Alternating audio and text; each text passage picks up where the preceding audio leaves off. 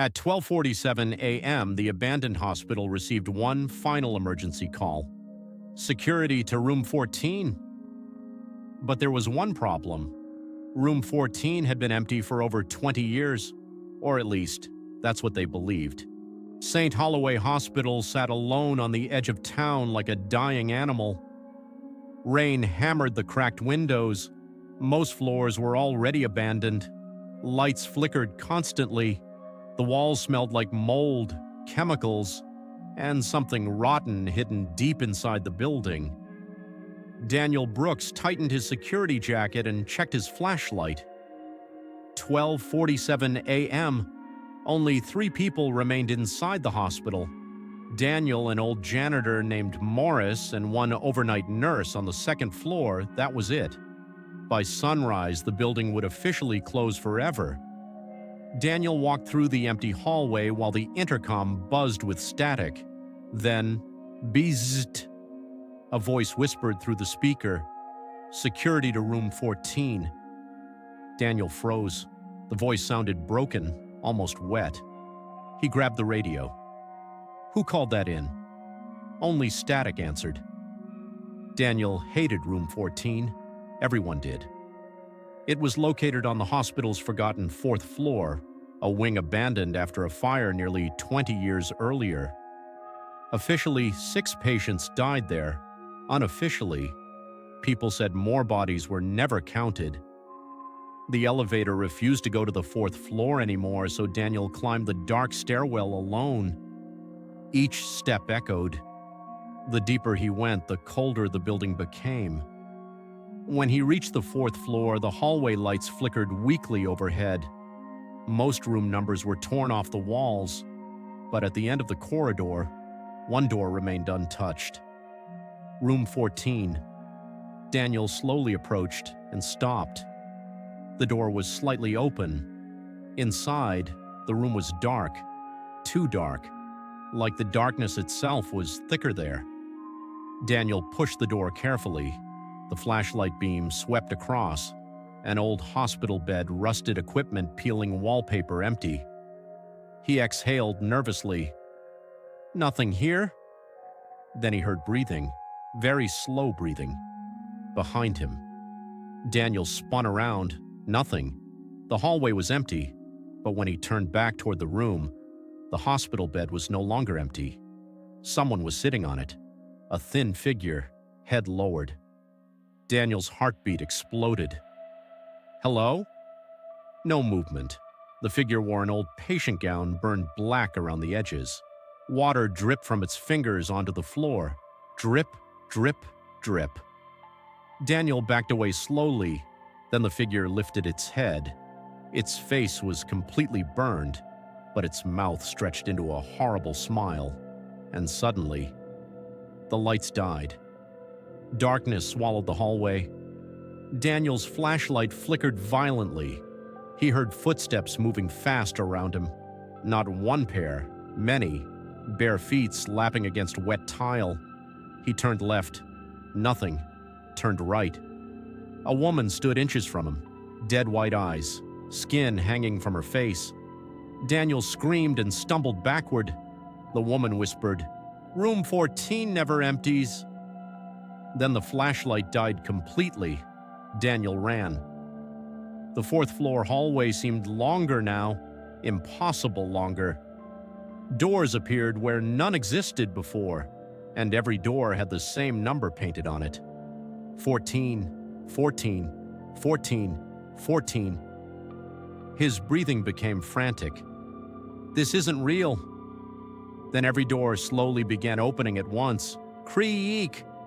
Inside each room, people stood motionless. Patients, doctors, nurses, all burned, all staring directly at him. Daniel ran harder, but no matter how far he went, the hallway never ended. Suddenly, his radio crackled. "Morris speaking. Daniel, get out now." Daniel grabbed it desperately. "Morris, something's wrong up here." The old janitor sounded terrified. "You opened the room, didn't you?" Daniel stopped running. "Yeah." Silence. Then Morris whispered, It doesn't let people leave after midnight. The radio died. At that exact moment, all the burned patients began walking toward him together, slowly dragging their feet. Their mouths opened unnaturally wide as they whispered, "Stay with us! Stay! Stay!" Daniel sprinted toward the stairwell door. He slammed into it, locked. "No, no, no!" The patients kept coming closer. Their footsteps echoed louder, closer, closer. Then one of them suddenly sprinted. Daniel screamed and shoved a metal cart into the creature. Bones cracked loudly, but it kept crawling toward him anyway, its jaw hanging sideways, its fingers twitching violently. Daniel grabbed a fire axe from the wall and smashed the stairwell lock. The door burst open. He ran downstairs as fast as possible. 4th floor, 3rd floor, 2nd floor, 1st floor. He crashed into the main lobby, gasping for air. Empty. Too empty. The front entrance doors were chained shut from the outside. Rain slammed against the glass. Daniel grabbed the radio again. "Morris?" No answer. Then, he noticed something horrifying. The lobby clock no longer moved. 12:47 a.m., the exact same time as before. A wheelchair slowly rolled across the hallway by itself. Daniel backed away. The nurse station phone suddenly rang. "Ring, ring, ring!" He stared at it. Finally, he answered. A little girl's voice whispered, "Why did you leave us alone?" The line disconnected. Then every hospital phone started ringing together. Loud, violent, endless. Daniel covered his ears, and from somewhere upstairs came the sound of hundreds of footsteps coming down. The elevator dinged open behind him. Daniel turned slowly. Inside stood Morris, but something was wrong. The old janitor's skin looked pale gray. His eyes were completely black. "Morris?"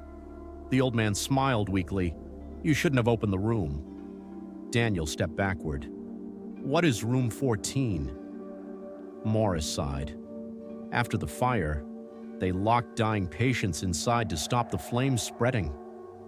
Daniel's blood ran cold. They burned alive?